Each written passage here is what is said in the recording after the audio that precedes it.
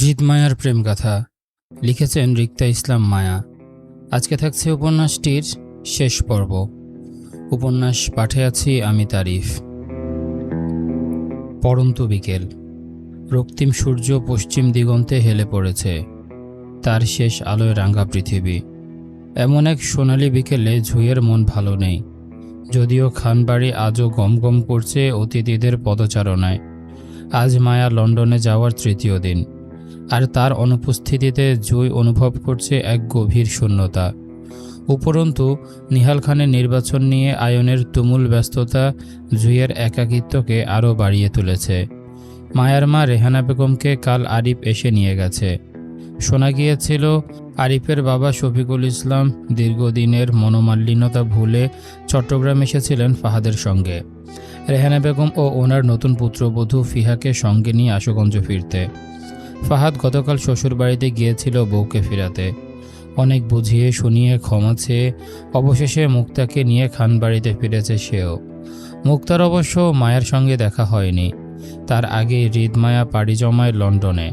তবে খানবাড়িতে ফিরে জুঁইয়ের সঙ্গে দেখা হয়েছে। বর্তমানে মুক্তা জুঁইয়ের সঙ্গেই আছে। দীর্ঘ মনোমালিন্যের অবসান ঘটিয়ে আরিফ তার বাবা শফিকুল ইসলামকে ক্ষমা করে সপরিবারে ফিরে যায় নিজ বাড়িতে। শরীফুল ইসলাম চেয়েছিলেন এই সুযোগে হৃদের সঙ্গে দেখা করে অতীতের ভুল বোঝাবুঝির জন্য অনুতপ্ত স্বীকার করবেন এবং হৃদকে জামাতা হিসেবে বরণ করে নেবেন। কিন্তু হৃদ ও মায়ার হঠাৎ লন্ডনে চলে যাওয়ায় তা আর সম্ভব হয়নি। তবুও শরীফুল ইসলাম আরিফের সঙ্গে মায়ার শ্বশুরবাড়িতে এসেছিলেন এক ফাঁকে কাল। আরাফ খান, হেনা খান, নিহাল খান, এমনকি সুফিয়া খানের কাছেও তিনি গভীর অনুশোচনা প্রকাশ করেন, অনুতপ্ত হলেন। খানবাড়ির কেউই অতীতের তিক্ততাকে মনে ধরে রাখলেন না, বরং সাদরে গ্রহণ করলেন শরীফুল ইসলামকে। দুই পরিবারের পারস্পরিক সম্পর্ক স্বাভাবিক হওয়ার এই খবর মায়ের কানেও পৌঁছেছে। সরাসরি দেখা না হলেও ফোনে সে পরিবারের সদস্যদের সঙ্গে দীর্ঘক্ষণ কথাও বলেছে। হৃদ যদিও এ বিষয়ে নীরব ছিল, তবে মায়ার উচ্ছ্বাস সে কেবল নীরব চোখে দেখল। সে সহজে কিছু ভুলে যেতে পারে না, আর না কাউকে ছট করে গ্রহণ করতে পারে। তার কাউকে ক্ষমা করতে সময় লাগে। যদি সে মায়ার পরিবারকে ক্ষমা করতে না পারে, তারপরেও সে বউয়ের জন্য মায়ার পরিবারের সঙ্গে সখ্যতা বজায় রাখবে। মায়ের সাথে জুঁইয়ের আজ বেশ ফোনালাপ হয়েছে 3টে নাগাদ। এখন পড়ন্ত বিকেল, সন্ধ্যা নেমে এসেছে। ঘড়িতে তখন 5টা। পশ্চিম আকাশে সূর্য ঢলে গেছে। জুঁই আয়নের ঘরের বারান্দায় রেলিংয়ে মাথা ঠেকিয়ে দাঁড়িয়ে আছে। খানবাড়ির কোলাহলেও ওর মন ভারাক্রান্ত। মায়ার অনুপস্থিতি আর আয়নের ব্যস্ততা আজ জুঁইকে একাকী করে তুলেছে। জুঁইয়ের শূন্যতার মাঝে হঠাৎ কোমরে এক উষ্ণ স্পর্শ পেতেই জুঁই চমকে উঠল। পেছন থেকে আয়ন জুঁইয়ের খালি কাঁধে আলতো করে ঠোঁট ছুঁয়ে দিয়ে ফিসফিস করে বলল, আপনার মন খারাপ জুঁই?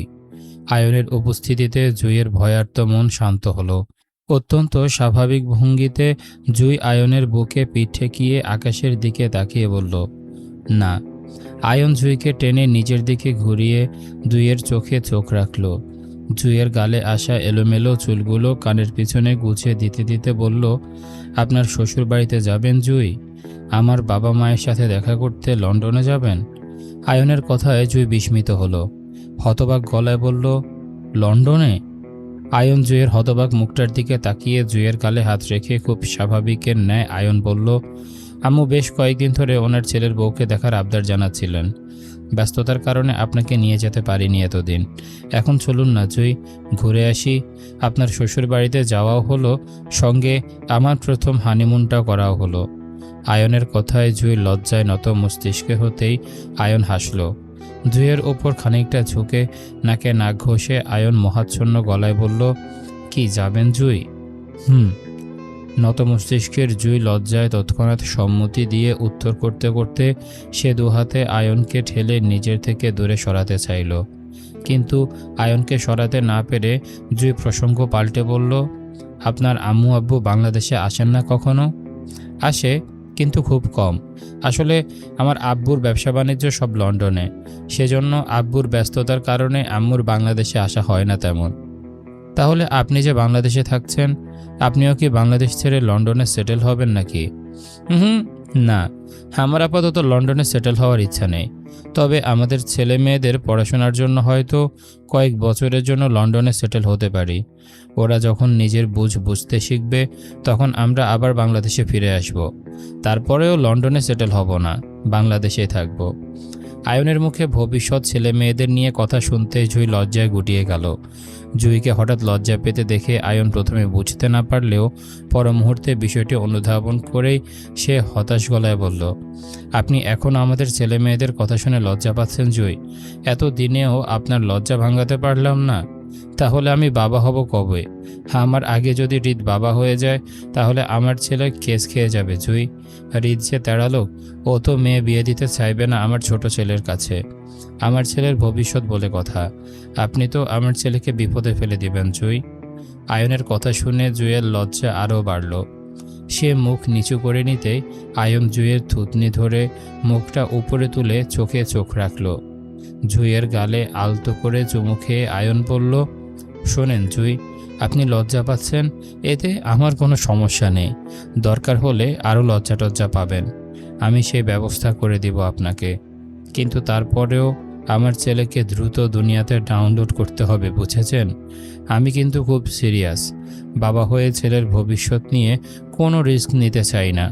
আয়নের কথায় জুই লজ্জায় আয়নকে দুহাতে জড়িয়ে আয়নের প্রশস্ত বুকে মুখ লুকাতে লুকাতে বলল, আপনি আসলেই একটা অসভ্য ডাক্তার। জুইয়ের কথায় আয়ন দুহাতে জুইকে জড়িয়ে নিতে নিতে বলল, আপনাকে সঙ্গী হিসেবে পেয়ে জীবনটা রঙিন মনে হচ্ছে জুই। আমার রঙিন জীবনের আপনি প্রিয় পূর্ণতা। তারপর দিনগুলো এভাবে কাটছিল। তার এক সপ্তাহ পরপরই আয়ন জুইকে নিয়ে লন্ডনে পাড়ি জমালো। আয়নের মা বাবা খুব সাদরে গ্রহণ করলো জুইকে। জুই নিজের শ্বশুর শাশুড়ির সঙ্গে গোটা 2 মাস কাটালো লন্ডন শহরে। এর মাঝে জুইদের রোজকার যাতায়াত থাকতো হৃদের ফ্ল্যাটে। মায়াও জুইকে পেয়ে লন্ডনের মাটিতে শূন্যতা গোছালো। হৃদের চিকিৎসা আর কাজের ফাঁকেও রাত বিরেতে হঠাৎ করে মায়াকে নিয়ে হারিয়ে যেত লন্ডন শহরের অলিগলিতে। আবেগে মায়া যেন এক অন্যরকম হৃদ খানকে আবিষ্কার করল নিজের স্বামীস্বরূপ, যে হৃদ নিজের ব্যক্তিত্বের গণ্ডি ভেঙে মায়ের জন্য সব কিছু করতে রাজি। মায়ের আবদারে হৃদ কখনো কখনো বিরক্ত হলেও সে মায়ের চাওয়া অপূর্ণ রাখত না, বরং বউয়ের আবদারটুকু পূরণ করতে পেরে যেন সেও স্বাচ্ছন্দ্য বোধ করত। এর মাঝে কেটে গেল মায়ের উল্লাসের দিনগুলো। লন্ডনের শহরের হৃদের সঙ্গে কাটানো দিনগুলো মায়ের কাছে ছিল স্বপ্নের মতো। হৃদ মায়াকে নিয়ে 20 দিনের মধ্যে তার অফিসিয়াল কাজে বাংলাদেশে ফিরে যায়। সেইবার মায়ার ভীষণ মন খারাপ হয়, কেন হৃদ এত তাড়াতাড়ি বাংলাদেশে ফিরে যাচ্ছে সে নিয়ে। মায়ার এই লন্ডন শহরে হৃদকে নিয়ে ঘুরে বেড়াতে ভালো লাগছে। এখানে হৃদ মায়াকে সময় দেয়। শত ব্যস্ততায়ও হৃদ মায়াকে একা ছাড়ে না, হারিয়ে ফেলার ভয়। এই যে মায়াকে সর্বত্র নিজের পাশে রাখছে, সেটা বাংলাদেশে ফিরে গেলে হৃদ রাখবে না। তখন মায়ার স্বামী ভীষণ ব্যস্ত হয়ে পড়বে মায়াকে একা করে। সেজন্য মায়া চায় না এত তাড়াতাড়ি ওরা লন্ডন শহর ছাড়ুক। কিন্তু মায়ের চাওয়া আর না চাওয়াতে কি কিছু আসে যায় হৃদের? মায়া লন্ডন আসতে চায়নি বলে হৃদ জোর করে নিয়ে এলো, আর এখন মায়া যেতে চাচ্ছে না, অথচ হৃদ মায়াকে জোর করে নিয়ে যাচ্ছে। তবে হৃদ মায়াকে বলেছে সে মায়াকে নিয়ে খুব শীঘ্রই আবারও হানিমুনে যাবে সুইজারল্যান্ড। তখন এর থেকেও বেশি সময় পাবে মায়া। তারপরেও হৃদের এই মুহূর্তে বাংলাদেশে ফিরে যেতে হবে। হৃদের কথা অনুযায়ী মায়া তাই করল। হৃদের হাত ধরে বাংলাদেশে ফিরল। কিন্তু বিপত্তি ঘটল মায়ার হৃদের সঙ্গে থাকা নিয়ে। মায়া চায় ও ওর শ্বশুর শাশুড়ির সঙ্গে চট্টগ্রামে থাকবে, কিন্তু হৃদ মায়ার সকল ছাওয়ায় জল ঢালল। হৃদ পরিষ্কারভাবে জানালো তার বউ তার সঙ্গে তার বাড়িতেই থাকবে। মায়ার হৃদকে ছেড়ে কোথাও যাওয়া হবে না। মায়ার হৃদের বাড়িতে একা থাকতে প্রথম বেশ কয়েকদিন কষ্ট হলো। চঞ্চল মায়া মানুষ ছাড়া থাকতে পারে না, অথচ হৃদের বাড়িতে মানুষ আছে, কিন্তু তারা সবাই বডিগার্ড আর নয়তো বাড়ির কাজের লোক। মায়ার টাইম পাস করার মতো কেউ নেই। হৃদ রাতে বাসায় ফেরে, আর দিনে মায়ার একাকিত্ব লাগে বলে এই নিয়ে মায়া কত কান্নাকাটি করেছে হৃদের কাছে মায়াকে চট্টগ্রামে সুফিয়া খানের কাছে রেখে আসতে। কিন্তু হৃদ তা করেনি। উল্টো হৃদ মায়াকে শাসায়, ধমকায়, হৃদকে ছেড়ে কোথাও যাওয়া যাবে না বলে। হৃদ মায়ার একাকিত্ব গোছাতে মায়ার কলেজ ট্রান্সফার করায়। জুঁইয়ের পাশাপাশি মায়াকেও একই কলেজে ভর্তি করায় হৃদ। মায়া যখন বুঝতে পারল হৃদ মায়াকে কোথাও যেতে দেবে না, সেজন্য মায়া হৃদকে ছেড়ে মায়ের শাশুড়িকে পটাতে চাইল যেন সুফিয়া খান হৃদকে বলে মায়াকে চট্টগ্রামে রেখে আসতে ওনাদের কাছে। মায়ার মনে হয়েছিল এই কথা শুনে সুফিয়া খান হয়তো মায়ার হয়ে হৃদের সঙ্গে কথা বলবে, কিন্তু সুফিয়া খান আরও এক কাঠি উপরে গিয়ে মায়াকে ধমক লাগালো। মায়াকে শাসিয়ে বলল, মায়ের চট্টগ্রামে আসার কোনো প্রয়োজন নেই। মায়ের থাকতে হলে হৃদের সঙ্গেই থাকতে হবে। মা ছেলের ধমকিতে মায়ের আর সাহস কুলালো না কাউকে বলতে মায়া হৃদের সঙ্গে একা বাড়িতে থাকতে চায় না বলে। বরং মায়া নিজেকে মানিয়ে নিল। হৃদের সঙ্গে একা বাড়িতে থাকতে থাকতে একটা সময় অভ্যস্ত হয়ে উঠল। এভাবে মায়ার হৃদকে ঘিরে ছোট্ট সংসার চলল। দিন গেল, মাস পেরোলো। খানবাড়ির লোকজন প্রায় হৃদের বাড়িতে আসে মায়ের সংসারে বেড়াতে। আরাফ খান, হেনা খান, সুফিয়া খান, রাদিফ, আয়ন, জুঁই, পাহাদ, মুক্তা, এমনকি হৃদের ফুফুদেরও দেখা যায় প্রতি মাসে যাতায়াত করতে হৃদের বাড়িতে। সেজন্য মায়ার আর এখন একাকিত্ব অনুভব হয় না। বরং কলেজ, হৃদ আর মায়ের সংসার সব মিলিয়ে দিন বেশ ব্যস্ততায় কাটে মায়ার। তবে এর মাঝে জুঁইয়ের বাবার মনও নরম হয়ে আসলো একমাত্র মেয়ে জুঁইয়ের জন্য। আয়ন ছেলে হিসেবে ভালো, সেটা তিনি জানেন, কিন্তু রাতের আঁধারে জুঁইকে নিয়ে আয়নের হঠাৎ পালিয়ে যাওয়াতে জুঁইয়ের বাবা জামাল সাহেব বেশ কষ্ট পেয়েছিলেন। সমাজের সামনে সম্মান নষ্ট হওয়ায় তিনি মনে রাগ পুষে রেখেছিলেন এতদিন, কিন্তু আজকাল তিনি তার একমাত্র মেয়ে জুঁইকে বেশ মিস করেন। জুঁইয়ের বিদেশ চলে যাওয়ার বিষয়টা কানে আসতেই ক্রমাগত তার মন ছটফট করছিল।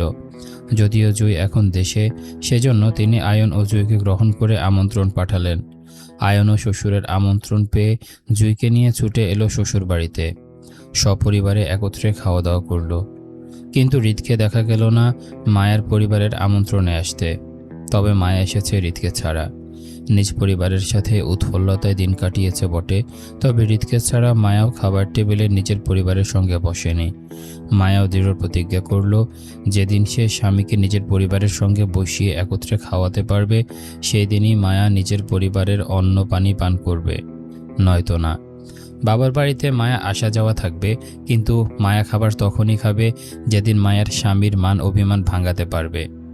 মায়া দৃঢ় প্রতিজ্ঞা মায়ের পরিবারে দীর্ঘশ্বাসের কারণ হলো। মায়াকে বেশ করে বোঝাতে গিয়েও অক্ষম হলো তারা। মায়ের এই মনোবলে জুঁইয়ের বাবা জামাল সাহেবের মনে তীব্র অপরাধ বোধ সৃষ্টি করল। অতীতে মায়াকে ঘিরে তার ব্যবহারের জন্য তিনি বেশ অনুতপ্ত হলো। প্রথমে মায়াকে হৃদ আশুগঞ্জ আসতে দিতে চাইতো না, তবে আজকাল দেয়। হয়তো হৃদ চায় মায়া যেন হৃদের জন্য কোনো রকম কষ্ট না পায়। সেই জন্য হৃদ মায়াকে বাপের বাড়িতে যেতে দিলেও সে কখনো আশুগঞ্জ আসে না। আর না জামাল সাহেব হৃদের কাছে বিগত দিনের জন্য ক্ষমা চাইতে পারে। যদিও তিনি মায়ের কাছে বেশ অনুতপ্ত প্রকাশ করেছেন অতীতের জন্য, তবে মায়া নিজের চাচার প্রতি কোনো রকম মনোমালিন্যতা মনে পুষে রাখেনি। তাই জুঁইয়ের সঙ্গে মায়ের যাতায়াত হয় নিজ বাড়িতে। তবে সারাদিন পর সন্ধ্যার আগে বাড়িতে ফিরতে হয় মায়াকে। মায়ের দিনে কোথাও যাওয়ার অনুমতি থাকলেও মায়ের রাতে থাকার অনুমতি নেই। হৃদের সাফ কথা, তার বিয়ে করা বউ তার সাথে থাকবে। হৃদ বাসায় ফিরে মায়াকে না পেলে তার মেজাজ খারাপ হয়। সেজন্য মায়ের যদিও নিজ বাড়িতে যাওয়ার হয়, তাহলে সে হৃদকে অফিসের জন্য বিদায় করেই ড্রাইভারকে নিয়ে যায় বাড়িতে। এই তো রোজকার মতো হৃদ অফিসে যাওয়ার পথে মায়াকে কলেজে নামিয়ে দিয়ে যায়। একই কলেজে জুঁইকে পেয়ে মায়ের দিন ভালোই যাচ্ছে। সংসারের পাশাপাশি দুবোন পড়াশোনা চালিয়ে যাওয়ার ইচ্ছা থাকলে মায়ের বিপত্তি ঘটে যখন শুনল মায়ার ভাবি পিহা প্রেগনেন্ট। মায়েরও বেবি চাই, কিন্তু মায়া প্রেগনেন্ট হয় না কেন জানি। মায়ের ভাবি প্রেগনেন্ট হওয়ার বিষয়টা মায়া বেশ উৎফুল্লতা দেখিয়ে হৃদকে জানায়। মায়ের আশা ছিল এই খবরটা শুনেই হৃদ খুশি হয়ে মায়াকে বলবে নিজেদের বেবির কথা। অথচ মায়ের এত বড় একটা খুশির সংবাদ দেওয়ার পরেও হৃদ ভাবেলাসীন। সে হ্যাঁ তেমন কিছুই বলল না, বরং মায়াকে পড়াশোনায় মনোযোগী হতে বলল। মায়ের হৃদের কথা শুনে ও ইনিয়ে বিনিয়ে বেশ কয়েকবার হৃদকে বুঝিয়েছে মায়ের বেবি চাই, কিন্তু হৃদ মায়াকে এমনভাবে ইগনোর করলো যেন হৃদ শুনতে বা বুঝতে পারেনি মায়া কি বলতে চাচ্ছে হৃদকে। এতে মায়ের উদাসীনতা বাড়ে। হৃদ যে বেবি নিতে ইচ্ছুক নয় সেটা তার হাবভাবে বোঝা যায়, কিন্তু মায়াও বা কী করবে। মায়ের তো একটা বেবি চাই, মায়ের বিয়ে হয়েছে, স্বামীর সঙ্গে সংসারও করছে, অথচ মায়ের বেবি হচ্ছে না। এমন না মায়ের মেডিসিন নিচ্ছে সেজন্য মায়ের বেবি হচ্ছে না, মায়ের এমনিতে বেবি হচ্ছে না, সেজন্য মায়া চায় ওকে কেউ বলুক মায়ের বেবি হচ্ছে না কেন। মায়ের শ্বশুরবাড়ির মানুষগুলোর কারো এসব বিষয়ে দায়িত্ব নেই, কেউ মায়াকে বেবি নেওয়ার জন্য ফোর্স করে না, উল্টো সবাই মায়াকে পড়াশোনায় মনোযোগী হতে বলে। মায়া ছাতার মাথা পড়াশোনায় মনোযোগী হবে। এত পড়াশোনা দিয়ে কি করবে মায়া যদি ওর একটা বেবি না হয়? মায়ার হতাশা বাড়িয়ে দিয়ে তার পরপরই শুনল মায়ের বড় বোন মুক্তা প্রেগনেন্ট। ফিহার মতো করে মুক্তার মা হওয়ার বিষয়টাতে মায়া বেশ খুশি হয়েছে। হৃদকেও একই উৎফুল্লতায় খবরটা জানালো। তবে এবার ইশারা ইঙ্গিতে নয়, বরং মায়ের বেবি চাই এটা সরাসরি হৃদকে বলল। হৃদ থেকে জানতে চাইল মায়েরা কেন বেবি প্ল্যানিং করছে না। মায়ার কথার উত্তরে হৃদ বলল তাদের সময় হয়নি বেবি প্ল্যানিং করার। আপাতত হৃদ বেবি নিতে চায় না, সময় হলে এমনিতেই বেবি হয়ে যাবে, এমনটা বলে হৃদ মায়াকে এড়িয়ে যায়। হৃদের কথায় মায়া সেদিন বেশ কষ্ট পেয়েছিল। খুব করে হৃদকে বোঝাতে চেয়েছিল একটা বেবির জন্য, কিন্তু যেদি হৃদকে বোঝাতে অক্ষম মায়া। তারপর দিনগুলো মায়ের ভালোই কাটছিল। মাঝে মধ্যে হৃদকে বেবির জন্য বোঝাতো, তবে হৃদকে বিরক্ত করতো না এই নিয়ে। মায়ের সঙ্গে রাফার যোগাযোগ ছিল বেশ। খুব স্বাভাবিকভাবে রাফার বিয়ের মাস 6 পরপরই ওর মা হওয়ার বিষয়টা মায়ের কানে আসতে মায়ের মা না হওয়ার দুঃখটা যেন আকাশ সমান হয়। ফিহা, মুক্তা ওরা না হয় সিনিয়র বলে মায়া এতদিন এই বিষয়টা নিয়ে কষ্ট পায়নি, কিন্তু রাফার তো মায়ের সহপাঠী, ওর বিয়েটা তো মাত্র সেদিন হলো, আর 6 মাস না পেরোতে রাফা প্রেগনেন্ট হয়ে গেল, অথচ মায়ের বিয়ের এতদিন পরেও প্রেগনেন্ট হলো না। এই বিষয়টা মায়া সহজে হজম করতে পারল না। মায়ার বান্ধবী প্রেগনেন্ট হলে মায়া কেন প্রেগনেন্ট হবে না? মায়েরও একটা বেবি চাই। তারপর থেকে মায়ের দুঃখ বাড়ল। সময়ে অসময়ে হৃদকে বিরক্ত করতে লাগলো বেবি চাই বলে বলে। মায়ের বিরক্ত করার বিষয়গুলো যেন সে দেখেও না দেখার মতন করে থাকে। রাফার মা হওয়ার বিষয়টা আসিফের কানেও এসেছে, কিন্তু এসব বিষয়ে আসিফ তেমন প্রতিক্রিয়া দেখায়নি, বরং নিশ্চুপ বিষয়টা এড়িয়ে যায়। ভালোবাসার মানুষটা তার না হলেও সে ভালো থাকুক, এটাই আসিফের চাওয়া। আসিফের ব্যস্ততায় দিন কাটছে হৃদকে ঘিরেই। হয়তো কোনো একদিন কোনো এক বসন্তে সে আবারও নতুন করে কারো প্রেমে পড়বে, তখন তার জীবনটাও রঙিন হবে।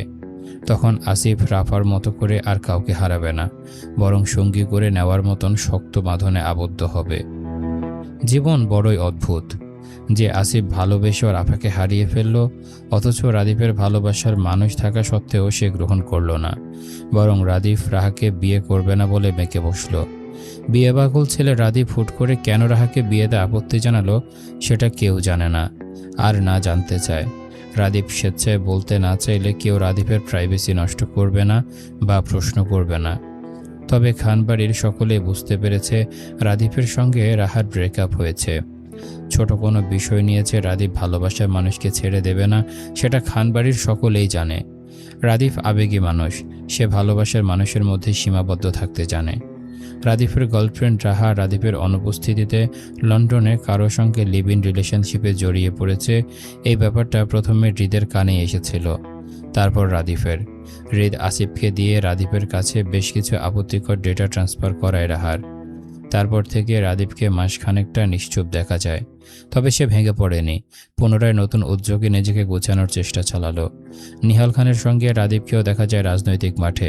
প্রথম সুফিয়া খানের রাদীপের রাজনীতি নিয়ে বেশ আপত্তি থাকলেও একটা সময় তিনিও চুপ করে যান। রাদীপ যখন স্বেচ্ছায় এই মাঠে থাকতে চাচ্ছে, তখন বাধা দিয়ে বিশেষ লাভ হবে না। তাছাড়া এই রাজনীতির জন্য তিনি গোটা 15 বছরের মনোমালিন্যতা কাটিয়েছেন স্বামীর সঙ্গে। আপাতত উনি এই রাজনৈতিক মহলটাকে মানিয়ে বাকিটা জীবন কাটাতে চায়। নিহাল খানের বহু চেষ্টায় আজকাল সুফিয়া খান খানিকটা সহজ হতে পেরেছে নিহাল খানের সঙ্গে। সেজন্য তিনি রাজনীতি নিয়ে কথা বলে পুনরায় পরিস্থিতি বিগড়ে দিতে চায় না। কিছু জিনিস অগোছালোই থাকুক, দিন তো এমনি কেটে যায়, কারো হতাশায় তো কারো উদাসীনতায়। এর মাঝে সুফিয়া খান ঠিক করল হৃদমায়ের বিয়ের আনুষ্ঠানিক আয়োজন করবেন তিনি। যেহেতু হৃদমায়ের বিয়েটা আনুষ্ঠানিক বিয়ে ছিল না, তাই তিনি বিশাল আয়োজনে হৃদমায়ের বিয়ের আনুষ্ঠানিকতা করতে চাইলে হৃদ তাতে না করে দিল। হৃদ পুনরায় আনুষ্ঠানিক বিয়ে করতে চায় না, তবে তাদের বিয়ের খবরটা জানিয়ে খানবাড়িতে বিশাল মেজবানের আয়োজন করতে সে সম্মতি জানায়। হৃদের কথা অনুযায়ী তাই হলো। হৃদ মায়ের আনুষ্ঠানিক বিয়ের বদলে খানবাড়িতে বিশাল আয়োজনে মেজবানের আয়োজন করা হলো। এর মাঝে আয়নের বাবা মাও লন্ডন থেকে বাংলাদেশে ফিরল। হৃদের বিয়ের খবরের সঙ্গে আয়ন জুঁইয়ের বিয়েটাও সমাজের কাছে জানাতে আনুষ্ঠানিক আয়োজন করল। বিশাল বড় মেজবানের আয়োজনে গোটা এলাকার মানুষদের খাওয়ানো হলো। দিনটা ছিল শুক্রবার। মায়েরা তখন খানবাড়িতে ছিল। আত্মীয় স্বজন থেকে শুরু করে মায়ের পরিবারের সকলেই উপস্থিত হলো খানবাড়ির মেজবানের দাওয়াতে। হৃদ, মায়া, আয়ন, জুঁই কেউ বর বউ সাজল না। শুধু সমাজের মানুষদের নিকট তাদের বিয়েটা জানাতে বিশাল মেজবানের আয়োজন। সেই আয়োজনের এক ফাঁকে আরাব খান রাদীপের বিয়ের কথা তুলতেই রাদীপ তৎক্ষণাৎ জানালো সে আপাতত বিয়ে করবে না, সময় নিয়ে সে আরও 5 বছর পর বিয়ে করবে। আপাতত রাজনীতি ছাড়া সে অন্য কিছু ভাবছে না। খানবাড়ির মেজবানে হইচই গোটা দিন গেল সবার ব্যস্ততায়। সন্ধ্যা নাগাদ যখন সকলে খানবাড়ির ড্রয়িং রুমে বসে আড্ডায় মেতেছিল, তখনই জুঁই আকস্মিক জ্ঞান হারিয়ে ফেলতেই সকলের মাঝে হইচই পড়ে যায়। জুঁইকে নিয়ে হইচই করে ডাক্তার দেখাতে আয়ন বাইরে থেকে দৌড়ে আসে।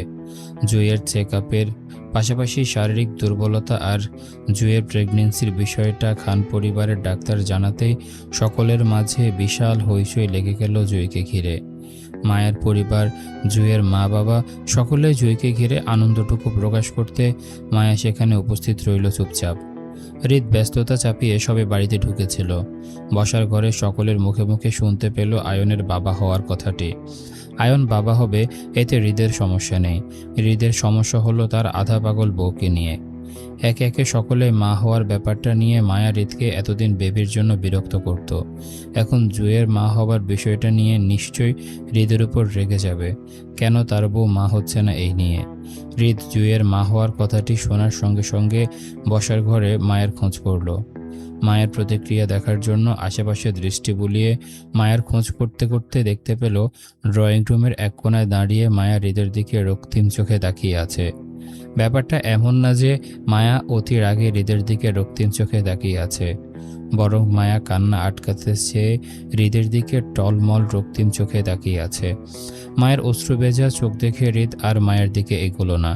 এখন বউয়ের কাছে গেলেই সমস্যা। এমনিই তার বউ এখন ফায়ার হয়ে আছে হৃদের ওপর। হৃদের এই মুহূর্তে বউয়ের কাছে যাওয়া মানে বোম ব্লাস্ট হওয়া। হৃদ মায়াকে অদেখার মতো করে সিঁড়ি ধরে হাঁটল দোতলায় নিজের ঘরের দিকে। মায়া হৃদকে চলে যেতে দেখে নাক ফোলালো রাগে। যেদি মায়ের চোখের পানি টপ টপ করে পড়তে লাগলো গাল বেয়ে। তাই হাতের উল্টো পিঠে চোখের পানি মুছতে মুছতে মায়া হাঁটল হৃদের পিছন পিছন। আজ একটা বিহিত করে ছাড়বে এই হৃদ সাহেবকে। মায়া ঘরে দরজা ঠেলে প্রবেশ করতে হৃদকে দেখতে পেল আয়নার সম্মুখে দাঁড়িয়ে হাতে ঘড়ি খুলে রাখছে। সারাদিনের ব্যস্ততায় তার এখন গোসল করা প্রয়োজন। এর মাঝে মায়ের আগে জেদে হৃদের পিছনে দাঁড়াতে দাঁড়াতে বলল, আমার একটা বেবি চাই। দারাজে অর্ডার করো। আপনি কবে দিবেন সেটা বলুন। কাল। আমি কিন্তু সিরিয়াস। মিটু। মায়ের আবদারটুকু হৃদের কাছে পণ্য কেনার মতন লাগলো। সেজন্য মায়ের কথার সঙ্গে সঙ্গে সে এভাবে উত্তর দিল হেয়ালি গলায়। হৃদের হেয়ালিপনায় মায়া আরও চেতে ওঠে। মায়া রাগে দুঃখে মেজাজ দেখিয়ে বলে, আপনার জন্য আমার বেবি হয় না, আপনার মধ্যে সমস্যা আছে। মায়ের রোজকার এসব কথা। হৃদের সমস্যা, সেজন্য মায়ের বেবি হয় না। নয়তো মায়াও সবার মতো করে এতদিনে মা হয়ে যেত। অথচ হৃদ বা মায়ার কারো কোনো সমস্যা নেই। হৃদ মায়া অল্প বয়সে বেবি চায় না বলে সে মায়াকে রোজ পানির সঙ্গে মেডিসিন মিশিয়ে গ্লাস করে মায়াকে খাওয়ায়, সেজন্য মায়া মা হয় না। এই ছোট বিষয়টা মায়া বোঝে না। রোজ হৃদকে এটা বলে সে দোষ দেয়। হৃদও কিছু বলে না। বউয়ের সামান্য বিরক্ত বোধ তো নেওয়াই যায়, তাই না? হৃদ হাতের ঘড়িটা টেবিলের উপর রাখতে রাখতে ছোট করে উত্তর দিয়ে বলল, ওকে। ওকে? ওকে মানে? হৃদের এই ছোট উত্তরে মায়ের রাগ আরও বাড়িয়ে দিচ্ছে। মায়া আগের মতোই বলল, খবরদার, আপনি যদি আমাকে আর ছুঁয়েছেন, আপনি আমাকে আর ছুঁতে পারবেন না, নিষেধ। মায়ার শাসানোর মাঝে হৃদ আবারও ওকে বলে উঠল। ওকে। হৃদের ওকে বলতে দেরি, মায়ের রাগে হৃদের হাত টেনে সেখানে কামড় বসাতে দেরি হলো না। মায়ের কামড়ে হৃদ দাঁতে দাঁত পিষে চেঁচিয়ে উঠল, উফ হৃদ! হৃদ জোরপূর্বক মায়ের থেকে নিজের হাত ছাড়িয়ে ঝাঁকালো। মায়ের কামড়ে দেওয়া জায়গায় দাঁত বসে গেছে। হৃদ হাতের দিকে তাকিয়ে দাঁতের দাঁত ফিসে রাগে কটমট করে মায়ের দিকে তাকাতেই মুহূর্তে হৃদের মন নরম হয়ে আসলো মায়ের চোখের পানি অনবরত গাল বেয়ে টপটপ করে পড়তে দেখে। হৃদের মনে হলো বউটা তার সত্যি কষ্ট পাচ্ছে একটা বেবির জন্য। সেজন্য হৃদ নিজের ব্যথা ভুলে হাত বাড়িয়ে মায়েকে কাছে টানতে টানতে বলল, আচ্ছা কষ্ট পেও না, কাছে এসো, আদর করে দেই, মন ভালো হয়ে যাবে তোমার। মায়া হৃদের হাতটা ঝাঁকিয়ে ফিরিয়ে ফেলতে ফেলতে বলল, আমাকে একদম ছুঁবেন না আপনি, আই হেইট ইউ। কথাটা বলে মায়া রাগ নিয়ে ঘর থেকে বেরিয়ে যায়। হৃদ মায়াকে চলে যাওয়ার দিকে কপাল কুঁচকে তাকিয়ে সেও স্বাভাবিকভাবে ওয়াশরুমের দিকে হাঁটল গোসলের জন্য। এখন হয়তো মায়া রেগে আছে, কিন্তু একটু পরেই ঠিক হয়ে যাবে এবং আবার হৃদের পিছন পিছন ঘুরঘুর করবে। হলোও তাই। সত্যি সত্যি রাত হতে হতে মায়া হৃদের পিছন ঘুরঘুর করতে দেখা গেল হৃদকে বেবির জন্য পুনরায় একইভাবে বিরক্ত করতে। মায়ারা খান বাড়িতে থাকায় হৃদ মায়ার ব্যাপার সুফিয়া খানের নজরে পড়েছে। মায়ার বেবিকে ঘিরে তীব্র আকাঙ্ক্ষা বুঝতে পেরে তিনি হৃদের অনুপস্থিতিতে পরদিন মায়াকে ডাকলেন নিজের কাছে। মায়া সুফিয়া খানের মুখোমুখি হতে সুফিয়া খান বলল, হৃদ তোমাকে কোনো কিছু খেতে দিলে সেটা আর খাবে না, কেমন? সুফিয়া খানের কথার মানে মায়া প্রথমে বুঝতে না পেরে অবাক সুরে প্রশ্ন করে বলল, কেন? সুফিয়া খান সরাসরি মায়াকে হৃদের ব্যাপারে বলল, তোমার বয়স কম, হৃদ চায় না তুমি মা হও। যদিও আমি এই বিষয়ে হৃদের সঙ্গে একমত পোষণ করছি, তবে দীর্ঘদিন ধরে যদি কেউ প্রেগন্যান্সি রোধের মেডিসিন সেবন করে তাহলে সেই নারীর মাতৃত্বের সমস্যা দেখা দেয়, সে পরবর্তীতে মা হতে পারে না।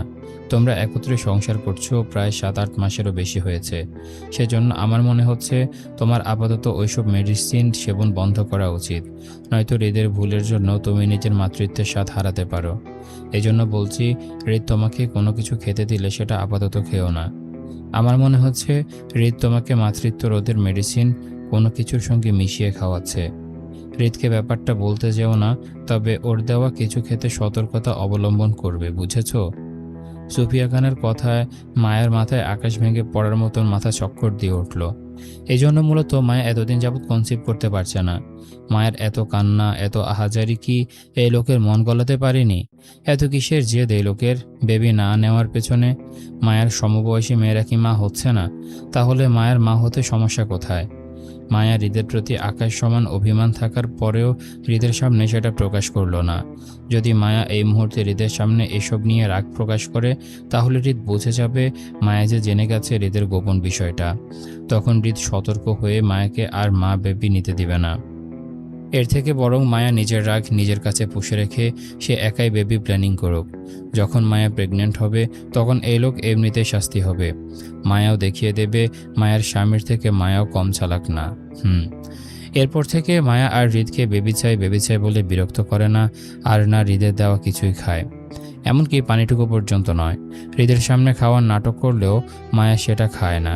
হৃদ মায়া হঠাৎ শান্ত হয়ে যাওয়ার ব্যাপারটা প্রথমে সন্দেহ করলেও পরে সে এসব বিষয়ে খুব একটা মনোযোগ দেয়নি। তারপর দিন থেকে মাসগুলো মায়াকে ঘিরে হৃদের ভালোই যাচ্ছিল। হৃদ নিজের কোম্পানির কাজে দেশে বিদেশে দুবাই যেতে মায়াকে খান বাড়িতে পাঠানো হলো হৃদের অনুপস্থিতিতে। মূলত হৃদের দুবাইয়ে সপ্তাহখানেক থাকার কথা, কিন্তু এর মাঝে হৃদের কাছে খবর আসলো সে বাবা হবে। হৃদের তখন অনুভূতি প্রকাশ করার মতন নয়। রাদীপের ফোন পেয়ে হৃদ কেমন বোবার মতন ঠায় বসে রইল জায়গায়। যখন হৃদের হুঁশ ফিরল তখন সে সেই রাতেই কাজকাম ফেলে আসিফকে নিয়ে বাংলাদেশে ফিরল। ঢাকা থেকে চট্টগ্রামে মায়ের কাছে পৌঁছালো পরদিন। বাবা হওয়ার অনুভূতি হৃদ প্রকাশ করতে পারল না ছট করে, তবে মায়ের হাস্যোজ্জ্বল মুখটার দিকে সে বেশ ভাবাবেগ হয়ে তাকিয়ে রইল। খান বাড়িতে নতুন অতিথির আগমনে সকলেই খুশি। সুফিয়া খান, হেনা খান, আরাফ খান মাইকে নিয়ে ঢাকায় শিফট হয়ে যায় খান বাড়িতে। নিহাল খান, রাদীপ, হৃদ ওদের তিনজনে ঢাকা টু চট্টগ্রাম যাতায়াত লেগেই থাকে সময়ে অসময়ে। সন্ধ্যা 7:30। খান বাড়িতে আবারও বিয়ের আমেজে মেতে উঠেছে পরিবেশ। আজ রাদীপ খানের বিয়ে। চারপাশে পেয়ারি লাইটের আলোয় চকচক করছে খানবাড়ি। রাদীপের বউকে বসানো হয়েছে খানবাড়ির ড্রয়িং রুমের সোফায়। আপাতত বউ দেখার পর্ব চলছে। মেহমানরা সবাই রাদীপের বউকে ঘিরে বসে আছে। আর মায়া, সে তো মেহমানদারিতে ব্যস্ত, যেন শ্বাস ফেলার ফুসরত নেই। সেই সকাল থেকে মায়া ব্যস্ত। এত কাজের লোকের মাঝেও মায়ার ব্যস্ততা কমছে না। সুফিয়া খান নিজেও ব্যস্ততায় পা দুটো এক করতে পারছেন না। আজ তার ছোট ছেলে রাদীপকে বিয়ে করিয়ে খানবাড়িতে বউ এনেছেন। মেয়েটিকে পারিবারিকভাবে পছন্দ করা হয়েছে। যদিও রাদীপ বলেছিল সে 5 বছর পর বিয়ে করবে, কিন্তু রাদীপ 5 বছর নয়, বরং 6 বছর পর বিয়ের পিঁড়িতে বসেছে। বয়স্ক আরাফ খানের সঙ্গে বসে আছে হৃদের ছেলে মারিদ আর জুইয়ের 2 ছেলে রাদিল আর সাজিদ। সঙ্গে অবশ্যই আরিফের ছেলে ইফরান ও মুক্তা ফাহাদের ছেলে রুহান সোহানও রয়েছে। মূলত বয়স্ক আরাফ খানের আমেজ এসব বাচ্চা কাচ্চাকে ঘিরে দেখা যায়। এর মাঝে হৃদের ছেলে মারিদ হুট করে আরাফ খানের পাশ থেকে উঠে যেতে আরাফ খান মারিদকে ডাকলেন। স্বল্পভাষী মারিদ বাবার মতোই চুপচাপ, আর কথায় কথায় কপাল কুঁচকাতে দেখা যায়। আরাফ খানের ডাকে উত্তর না দিয়ে সে এগোলো সিঁড়ির দিকে। দোতলায় সিঁড়ির গোড়ায় টলমল চোখে দাঁড়িয়ে আছে সুখ। পরনে সুন্দর লাল টকটকে বাবলি ফ্রক, মাথায় লাল পিতা মাথা। ছোট শরীরে সিঁড়ি বেয়ে নিচে নামতে ভয় পাচ্ছে বলেই মূলত সে সিঁড়ির গোড়ায় দাঁড়িয়ে কাঁদছে। মারিদ নিচ থেকে বোনের অসুবিধাটুকু বুঝতে পেরেই সে দৌড়ে সিঁড়ি বেয়ে উপরে উঠল। ভাইয়াকে দেখেই আবেগাপ্লুত হয়ে সুখ অসাবধানতাবশত পা ফেলে নিচে নামতে চাইলে মারিদ তৎক্ষণাৎ চিৎকার করে নিষেধ করল সুখকে নিচে নামতে। মারিদের চিৎকারে সুখ ভয় পেল। ভয়ার্ত মুখে মারিদের দিকে তাকাতে মারিদ দৌড়ে সিঁড়ি বেয়ে সুখের পাশে দাঁড়াতেই সুখ ছোট ছোট হাতে মারিদের এক আঙ্গুল নিজের মুঠোয় চেপে ধরে টলমল চোখে চোখ ভেঙে কেঁদে বলতে লাগলো, আব্বু তুই, আব্বু নাই, আব্বু তাবু। মারিদ আশেপাশে চোখ বুলিয়ে নিজের বাবাকে খোঁজে। আশেপাশে কোথাও হৃদকে দেখতে না পেয়ে মারিদ কপাল কুঁচকে সুখের দিকে তাকিয়ে বলল, তুই এখানে এসেছিলি কিভাবে? কে নিয়ে এসেছে তোকে? মারিদের কথা ঠিকঠাক উত্তর ছোট্ট সুখ দিতে পারছে না। সুখের বয়স মাত্র 1 বছর 11 মাস, 2 বছর হয়নি, সামনে হবে। সেই তুলনায় মারিদের বয়স 5 বছর 4 মাস। মারিদ রাদিলের সমবয়সী, তবে রাদিল মারিদ থেকে 4 মাসের বড়। সুখ রাদিলকে সিঁড়ি বেয়ে উপরে উঠতে দেখে অবুঝ সুখ অপর হাতের ছোট্ট ছোট্ট আঙ্গুল তুলে রাদিলকে দেখালো রাদিল নিয়ে এসেছে ওকে এখানে। অথচ রাদিল মারিদের সঙ্গে আরাফ খানের পাশে বসেছিল এতক্ষণ। ছোট সুখ যে মানুষ চিনে বলতে পারছে না ও কার সাথে উপরে উঠেছে সেটা, তবে মারিদ বেশ বুঝতে পারল বিষয়টা। সুখ সিঁড়ি বেয়ে উপরে কিংবা নিচে নামতে পারে না, তাই খুব স্বাভাবিকভাবেই সুখ কারো কোলে চড়ে উপরে উঠেছে। মারিদ সময় মতো না আসলে হয়তো সিঁড়ি বেয়ে এতক্ষণে সুখ নিচে পড়েও যেত।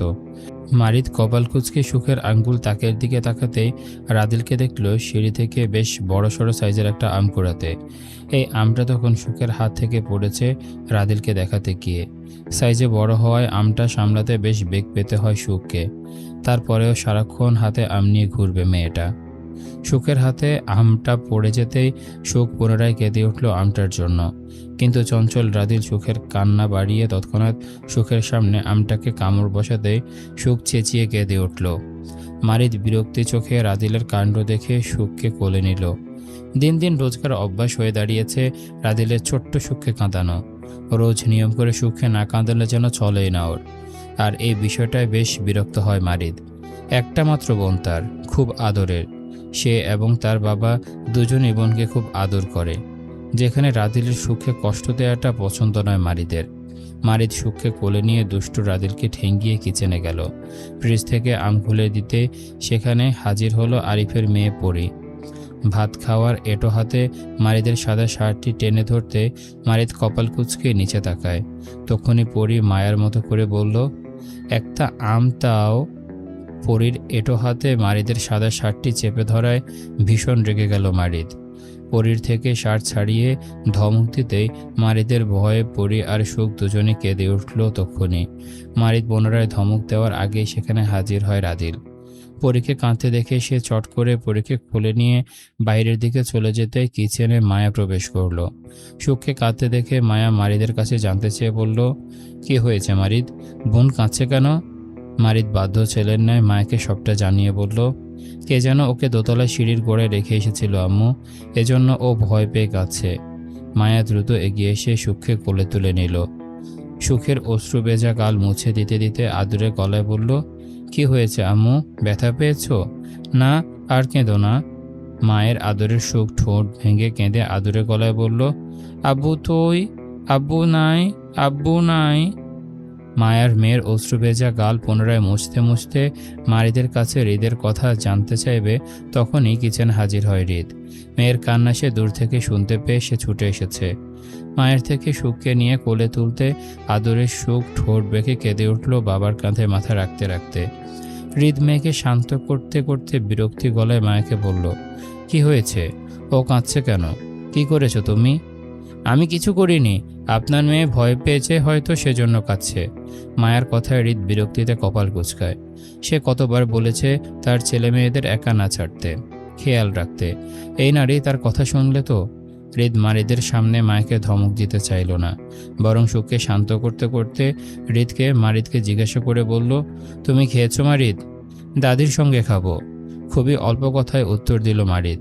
সবসময় নিজের বাবাকে নয়তো দাদিকে অনুসরণ করে মারিদ। স্বভাবত বাবার মতোই হয়েছে সে। হৃদ মারিদকে সাবধান করে বলল, বাড়ির বাহিরে যাবে না, দাদির সঙ্গে থাকবে, মনে থাকবে? জি আব্বু। হৃদের কথায় উত্তর দিয়ে মারিদ সুফিয়া খানের উদ্দেশ্যে চলে গেল। গায়ের শার্টটা পরি নষ্ট করে দিয়েছে, দাদিকে বলবে এটা চেঞ্জ করে দিতে। সুফিয়া খান বেশ আগলে রাখে মারিদকে। মারিদের পড়াশোনা থেকে শুরু করে স্কুলে পাঠানো সব কিছু সুফিয়া খানের হাত ধরেই হয়। এই বছর থেকে মারিদকে স্কুলে পাঠানো হয়। প্রাইভেট স্কুলের পাশাপাশি মারিদকে টিউশন মাস্টারের ব্যবস্থা সুফিয়া খান নিজেই করেছেন। সেজন্য মারিদকে নিয়ে মায়ের তেমন টেনশন হয় না। সুফিয়া খান যেখানে আছে সেখানে মায়ের চিন্তিত হওয়ার প্রয়োজন পড়ে না। মারিদ চলে যেতে হৃদ দোতলায় নিজের ঘরের দিকে হাঁটতে হাঁটতে মায়ের উদ্দেশ্যে বলল, রুমে আসো হৃদ, কুইক। হৃদের কথায় মায়া তৎক্ষণাৎ রুমে গেল না, বরং মায়া আরও খানিকটা সময় নিয়ে নিজের হাতের কাজটা সেরে ঘণ্টাখানেক পর ঘরে প্রবেশ করল। নিজেদের ঘরে প্রবেশ করতে মায়া সুখকে দেখল দোলনায় ঘুমিয়ে থাকতে। রুমের আশেপাশে হৃদকে কোথাও খুঁজে না পেয়ে মায়া বারান্দায় উঁকি মারতে হৃদের দেখা পেল অন্ধকারের মাঝে। মায়া আবছা আলোয় অন্ধকারে হৃদের শরীর ঘেঁষে দাঁড়াতে হৃদ বিরক্তির চোখে তাকালো মায়ার দিকে। কটাক্ষ করে বলল, সে কখন ডেকেছিলাম আমি, শুনতে পাওনি? নাকি আসার সময় রাস্তায় ঘুমিয়ে পড়েছিলে? হৃদের তেড়া কথায় মায়া হৃদের বাহু জড়িয়ে ধরতে ধরতে বলল, বিয়ে বাড়িতে কত কাজ থাকে, ডাকলে কি চলে আসা যায় বলুন? মায়ার কথায় হৃদ পুনরায় আগের ন্যায় বলল, আজও আমি তোমার প্রায়োরিটি লিস্টে সবার পরে আসি হৃদ, আমার আগে গোটা দুনিয়া তোমার আপন। হৃদের কথায় মায়া হৃদের বাহু ছেড়ে জড়িয়ে ধরল। হৃদের বুকে মায়া মাথা রাখতে রাখতে বলল, আপনি যে আমার কে এটা এক আকাশ সমান বর্ণনা লিখলেও শেষ হবে না নেতা সাহেব। আমার পূর্ণতা বলতে আমি শুধু আপনাকেই চিনি, আমার খান সাহেবকে। মায়ার কথায় হৃদের মেজাজ শান্ত হলো। মায়াকে দুহাতে জড়িয়ে ধরতে ধরতে বলল, তোমাকে পেয়ে জীবনটা এত স্বর্গ সুখের হবে ভাবিনি হৃদ। আজ বেঁচে থাকার স্বাদ দ্বিগুণ মনে হচ্ছে। তুমি আমার জীবনের সেই অবিচ্ছেদ্য অধ্যায়, যেটার আমি কখনোই শেষ লিখতে চাইব না। এরই সাথে সাথে শেষ হয়ে গেল তোমাদের সবার পছন্দের, সবার বহুল আকাঙ্ক্ষিত এই উপন্যাসটি হৃদ মায়ের প্রেম গাথা। এবং খুব সম্ভবত এই উপন্যাসের দ্বিতীয় আরেকটা সিজন বের হয়েছে। তোমরা যদি চাও তাহলে অবশ্যই আমরা এর দ্বিতীয় সিজনটিও পড়ব। অ্যান্ড পাশাপাশি আমাদের নেক্সট প্রজেক্ট আমরা তোমাদের আরও একটি বহুল আকাঙ্ক্ষিত উপন্যাস সঙ্গীন প্রণয়াসক্তি, সেটা নিয়ে আমরা এখন কাজ করব। এর পাশাপাশি তোমরা আর কোন উপন্যাস আমার কাছ থেকে শুনতে চাও সেটাও আমাকে কমেন্ট করে জানাতে পারো। এই পুরো উপন্যাসটা তোমাদের কেমন লেগেছে অবশ্যই কমেন্ট করে জানাও। পুরো জার্নিতে তোমরা আমার সাথে ছিলে। অ্যান্ড যারা এই চ্যানেলে নতুন, ফর দি ফার্স্ট টাইম আমার উপন্যাসগুলো শুনছো আমার কণ্ঠে, তোমরা অবশ্যই আমার চ্যানেলটি সাবস্ক্রাইব করে দিবে। তো দেখা হচ্ছে নতুন কোনো উপন্যাসে, নতুন কোনো কাহিনীর সাথে, নতুন কোনো চরিত্রের সাথে, নতুন কোনো লেখকের ক্রিয়েটিভিটির সাথে। ততক্ষণ পর্যন্ত সবাই ভালো থাকো, সুস্থ থাকো। আজকের মতো আমি তারিফ এখানে বিদায় নিচ্ছি। আল্লাহ হাফেজ।